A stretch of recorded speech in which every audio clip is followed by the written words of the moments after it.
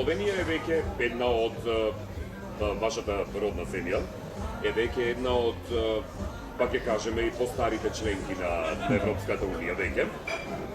Но дали во искуствата кои што ги имате видено со досегашните, последните членки кои влегува во Европската Унија, да се јавува страф или своевидна пропаганда против Европската Унија во земјите пред нивниот влез, пред започнувањето на евроинтегративните процеси, со тоа што се истакнуваат стереотипи одредени за Европската Унија или се создаваат стереотипи кои што го плашат граѓанството за да одредена земја не влезе во Европската Унија. Ние сме сведоци и во Република Македонија дека постојат своевидни и одредени напади од страна на групи или можеби организации кои што велат дека нам не ни треба Европска Унија и дека нема ние што да бараме таму во услови кога Британија се заминала од Европската Унија.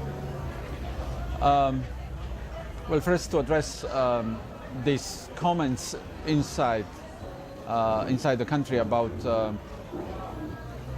whether you need or don't need to go to the European Union. I mentioned before the links that we have, the trade, the investment, assistance. It's so linked to only one group of countries, which is the European Union. So I really don't see alternative to this road.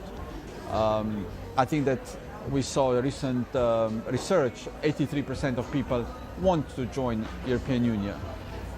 So, you know, almost all, it's a great majority of people. So that's the only way, that's obligation for the leaders of the country to bring this country toward European Union. But how it was in our countries, I don't think we had groups who would be against European Union as such, but as you come closer to the European Union, there are certain concerns. Negotiations are difficult, and the closer you get, the more difficult they are.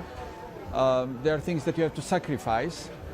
Each country on the way had to sacrifice something that was not in line with the EU standards, and sometimes this is difficult.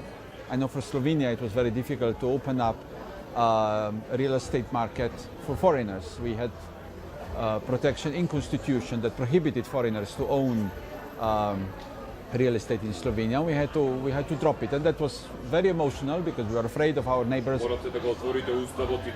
Yeah. We had to change the constitution actually twice, because the first time we changed it not properly, and we had to change it twice. And that was big concern. What will happen? Our neighbors will come, will buy all the land and everything. Didn't happen.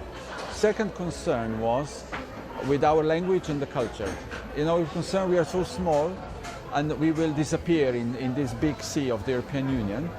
But actually on the contrary happened, because the language is official language. All of a sudden there's a lot of interest of people to learn Slovenian because there are jobs in Brussels linked to that.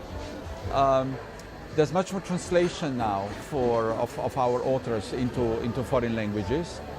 And definitely we get many more tourists as member of European Union. So I would say, and I believe that our identity strengthened becoming member of the European Union. We became more self-confident because our language is equal. At any meeting you can listen in Slovenian language, every document in Slovenian language. So I think that makes us a little more self-confident, because as a small nation without the statehood, we were weak on that front.